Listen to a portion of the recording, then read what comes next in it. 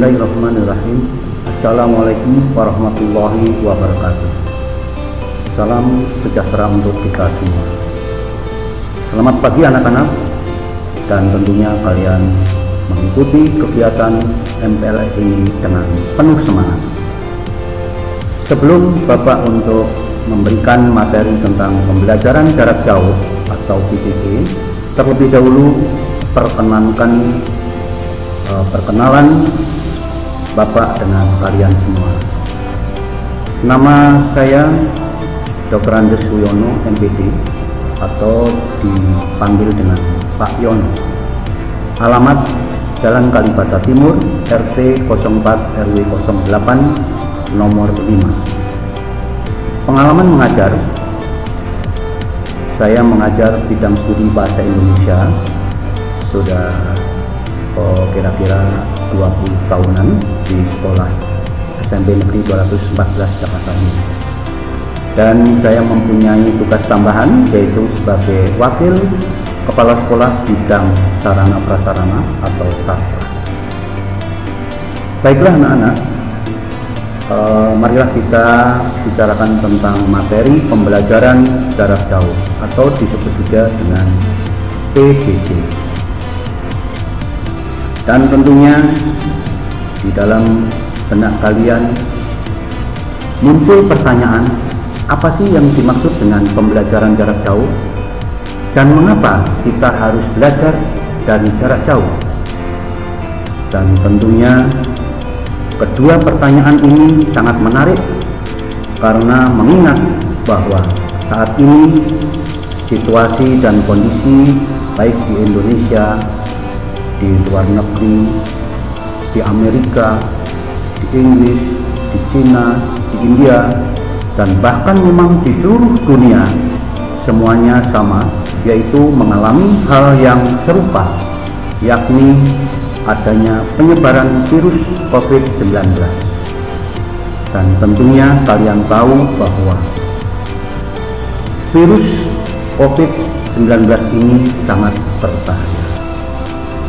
Nah, untuk itu pemerintah sudah mengeluarkan kebijakan, yaitu dengan adanya surat edaran Mendikbud nomor 4 tahun 2020, yaitu tentang pelaksanaan pembelajaran pendidikan dalam masa darurat penyebaran coronavirus disease atau COVID-19, dan surat edaran nomor 15 tahun 2020 tentang pedoman penyelenggaraan pendidikan dari rumah atau pembelajaran jarak jauh.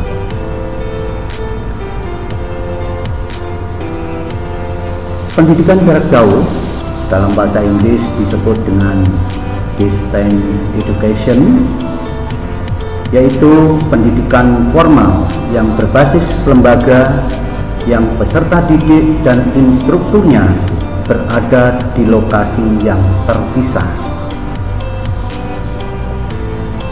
Nah, tentunya pembelajaran dari jarak jauh ini menggunakan suatu sarana, yaitu alat komunikasi, sehingga memerlukan sistem telekomunikasi interaktif untuk menghubungkan keduanya dan berbagai sumber daya yang diperlukan di dalamnya.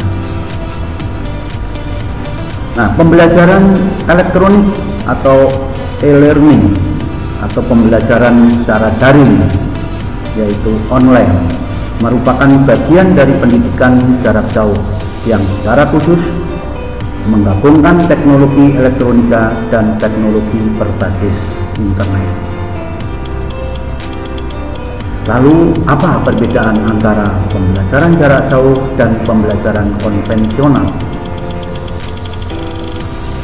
Pembelajaran konvensional yaitu pembelajaran yang dilakukan dengan cara belajar secara langsung antara pengajar dan peserta didik berada dalam ruangan yang sama pada waktu yang sama dalam melakukan kegiatan belajar mengajar.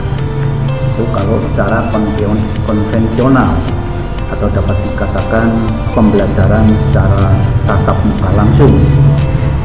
Ya. Lalu apa yang merupakan karakteristik pendidikan jarak jauh? Karakteristik dari pendidikan jarak jauh secara dasar yaitu A. Pengajar dan peserta didik tidak berada dalam satu ruangan. B. Proses pembelajaran dilakukan dengan memanfaatkan media komunikasi dan informasi. Yang C. Menekankan pada cara belajar mandiri. Yang D. Keterbatasan pada pertemuan tatap muka. Dan E. Fleksibilitas dalam proses pembelajaran. Jadi belajarnya itu secara fleksibel. Lalu apa kelebihan dan kelemahan dari belajar jarak jauh atau PJJ? Kelebihan atau keunggulan dari pendidikan jarak jauh: 1. Proses pembelajaran tanpa batas. Jadi tidak ada batas. Kalau pembelajaran secara konvensional di dalam tatap muka secara langsung itu ada batasnya, harus dalam satu ruangan, jamnya sudah ditentukan. Nah, tapi kalau pendidikan dari jarak jauh itu proses pembelajarannya tanpa batas, tidak dibatasi antara ruang dan waktu gitu. Lalu yang kedua, menggunakan teknologi komunikasi dan informasi. Nah, jadi tentunya menggunakan alat atau media komunikasi dan informasi, bisa menggunakan gadget atau WA, atau bisa juga menggunakan dengan menggunakan laptop. Nah, itu juga digunakan untuk merupakan keunggulan dari pendidikan jarak jauh. Yang ketiga, proses pembelajaran yang secara fleksibel. Nah, secara fleksibel itu berarti secara bebas. Pendidikan jarak jauh yang dikatakan pembelajaran yang muridnya berada di rumah, mereka akan mengakses atau membuka materi tersebut bisa pagi hari, bisa siang hari, atau bahkan malam hari. Nah, tentunya itu bisa disesuaikan situasi dan kondisi. Dan hal tersebut ya tentunya kita semua harus memaklumi bahwa yang namanya proses belajar itu paling tidak harus minimal memenuhi ketentuan-ketentuan yang sudah disepakati antara pendidik dan peserta didiknya. Nah, itu merupakan keunggulan dari pendidikan jarak jauh. Lalu apalagi tentang kelemahan dari pendidikan jarak jauh? Nah, kalau kelemahannya yaitu yang pertama adalah minimnya kontak langsung antara pengajar dan peserta didik, sehingga dalam proses pembelajaran ini untuk tingkat pemahamannya itu tentunya sulit untuk kita ukur gitu, karena kontak secara langsung itu sangat minim. Nah, sehingga ya kita untuk menentukan keberhasilan yaitu pemahaman antara peserta didik yang satu dengan yang lain itu sulit untuk kita ukur. Itu merupakan kelemahan. Lalu kelemahan yang kedua, rendahnya kontrol terhadap proses pembelajaran. Karena pembelajaran ini dari jarak jauh, peserta didik berada di rumah masing-masing dan bapak ibu gurunya juga berada di rumah, atau ada satu dua bapak ibu guru yang berada di sekolah. Nah, itu untuk kontrolnya sangat rendah, sulit untuk mengontrolnya. Anak ini sudah membuka materi pelajaran atau belum, anak ini sudah mengerjakan. Baiklah anak-anak, Kita lanjutkan lagi, yaitu tentang kelemahan dari pendidikan jarak jauh atau pembelajaran dari jarak jauh. Yang ketiga tadi, ketergantungan terhadap teknologi. Jadi berhasil tidaknya tentang pembelajaran jarak jauh itu sangat tergantung dengan media komunikasinya, media informasinya. Sudah ada HP-nya atau belum, internetnya sudah ada, paketnya sudah ada atau tidak, gitu. Lalu menggunakan ya media-media yang lain, upama menggunakan media televisi, menggunakan radio. Nah, itu semua merupakan hal-hal yang sangat mempengaruhi keberhasilan dari pendidikan jarak jauh. Nah, kalau itu semua media semua itu tidak ada, sehingga hal tersebut sangat menghambat keberhasilan dari pendidikan jarak jauh atau pembelajaran jarak jauh. Jadi itulah merupakan beberapa kelemahan dari pendidikan jarak jauh atau pembelajaran jarak jauh. Baiklah, sekarang kita lanjutkan tentang tujuan pelaksanaan pembelajaran dari rumah. Jadi semua sekolah melakukan pembelajaran jarak jauh atau PJJ itu ada tujuannya. Kita berlandaskan atau berdasarkan dari surat edaran dari Mendikbud nomor 4 tahun 2020 dan surat edaran Mendikbud nomor 15 tahun 2020. Nah, tujuan dari pelaksanaan pembelajaran dari rumah atau pembelajaran jarak jauh, yang pertama, memastikan pemenuhan hak peserta didik untuk mendapatkan layanan pendidikan selama darurat COVID-19. Jadi selama situasi kondisi yang sekarang kurang kondusif ini, peserta didik tetap mendapatkan layanan pendidikan, yaitu dengan pelaksanaan belajar dari rumah tadi. Itu tujuannya. Lalu yang kedua, melindungi warga satuan pendidikan dari dampak buruknya COVID-19. Warga satuan pendidikan itu siapa saja? Ya, peserta didiknya, ya pengajarnya atau gurunya, para TU-nya, karyawannya, ya, itu semua merupakan warga satuan pendidikan. Itu semua terlindungi dari dampak buruknya COVID-19. Lalu yang ketiga, mencegah penyebaran dan penularan COVID-19 di satuan pendidikan supaya tidak ada penyebaran dan penularan COVID-19 di sekolah-sekolah, maka dilaksanakan proses pembelajaran jarak jauh atau PJJ. Itu tujuannya. Lalu tujuan yang keempat yaitu memastikan pemenuhan dukungan psikososial bagi peserta didik, orang tua ataupun wali, demikian juga pendidiknya atau para gurunya. Jadi semua itu terpenuhi dukungan psikososial, psikologisnya, secara hubungan manusiawi, secara hubungan sosial itu terpenuhi, gitu.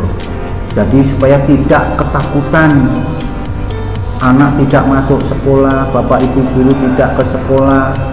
Nah, karena belajarnya, proses pembelajarannya di rumah masing-masing, sehingga secara psikologis maka akan merasakan ketenangan di dalam proses pembelajaran itu. Nah, itulah merupakan beberapa tujuan dari pelaksanaan pembelajaran dari rumah atau pembelajaran jarak jauh.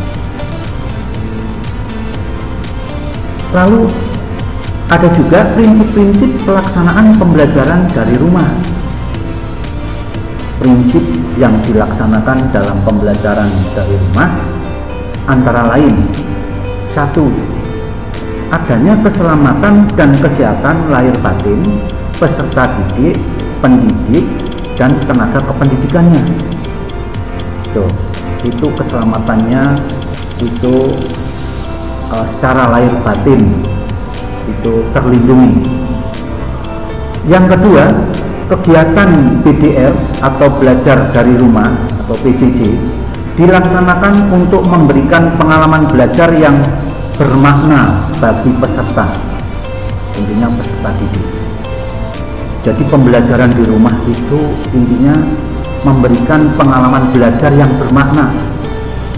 Sekolah tidak menuntut untuk keberhasilan kurikulumnya, tetapi yang penting peserta didik itu bisa belajar, bisa memberikan pengalaman tersendiri yang bermakna.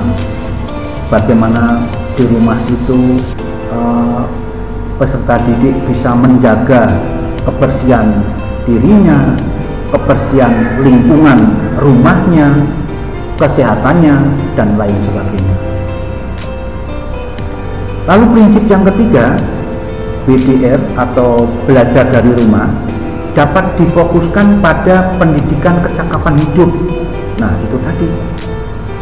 Jadi kita tidak memfokuskan ke keberhasilan kurikulum, tetapi memfokuskan pendidikan kecakapan hidup bagi para peserta didik, supaya bagaimana peserta didik itu hidup mandiri, ya, bisa bertanggung jawab, bisa menjaga kebersihan, menjaga kesehatan di rumah masing-masing, dipandu oleh bapak ibunya di rumah masing-masing. Lalu yang keempat, aktivitas dan penugasan selama BDR dapat bervariasi. Nah, aktivitas dan penugasannya itu dapat bervariasi. Ada tugas yang dilaksanakan berdasarkan pemberian tugas LKS, atau pemberian tugas dengan menonton tayangan televisi, mendengarkan siaran radio, dan lain sebagainya. Itu bisa bervariasi. Lalu yang kelima, hasil belajar peserta didik selama BDR diberi umpan balik secara kuantitatif, secara kualitatif, yaitu dapat dikatakan sudah bagus, ya, sudah berhasil, ya, sudah baik, dan lain sebagainya. Tapi tidak berupa secara kuantitatif atau kualitasnya itu tidak begitu dipentingkan. Namun demikian tetap menjadi patokan atau pedoman bahwa dikatakan bagus, cukup bagus, nah itu bisa diberikan kriteria penilaian angka untuk penentuan nanti di dalam penilaian raportnya masing-masing. Nah, prinsip yang keenam yaitu mengedepankan pola interaksi dan komunikasi yang baik bagi orang tua, guru, dan peserta didik. Jadi pola interaksi komunikasi yang bagus, yang baik, nah itu dikedepankan. Intinya masih ada hubungan komunikasi yang baik antara orang tua, antara guru, antara peserta didik, gitu. Itu merupakan prinsip-prinsip dari pelaksanaan belajar dari rumah. Nah, lalu apa metode dan media pelaksanaan pembelajaran dari rumah itu?